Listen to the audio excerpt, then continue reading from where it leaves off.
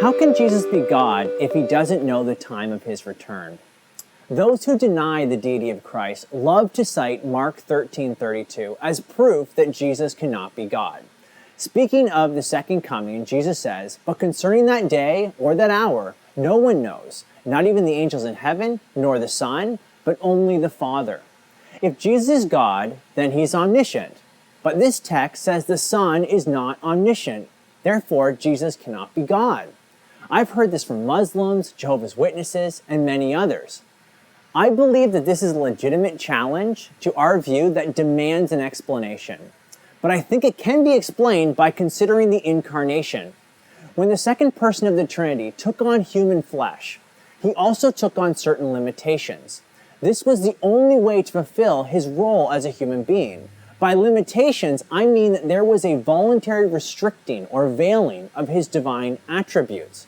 He did not give up his divine attributes. If he did, well, he'd cease to be God.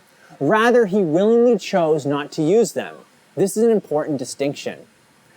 It isn't mere speculation either. Paul describes this mystery in his letter to the Philippians. He says, "Though he, Jesus, was in the form of God, he did not count equality with God a thing to be grasped, but emptied himself by taking on the form of a servant, being born in the likeness of men, and being found in human form, he humbled himself by becoming obedient to the point of death, even death on a cross."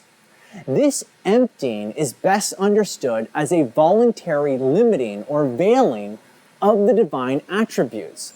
The clearest example of this is when Jesus limits his glory. If Jesus is God, then he should be glowing all the time, right? But he isn't. Therefore, he must not be God. Well, not so fast. When he is transfigured before Peter, James, and John, we read, his face shone like the sun and his clothes became white as light.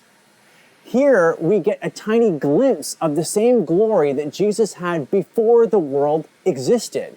Of course, walking around Jerusalem glowing all the time would have impeded his ministry, so he freely veils his glory. I think this can be said of the other divine attributes as well, like omniscience. Somehow Jesus did not have access to the time of his return when he walked this earth. That knowledge was veiled from him. Of course, we can only go so far in trying to understand the mystery of the incarnation. But I think that this response is adequate to meet the challenge.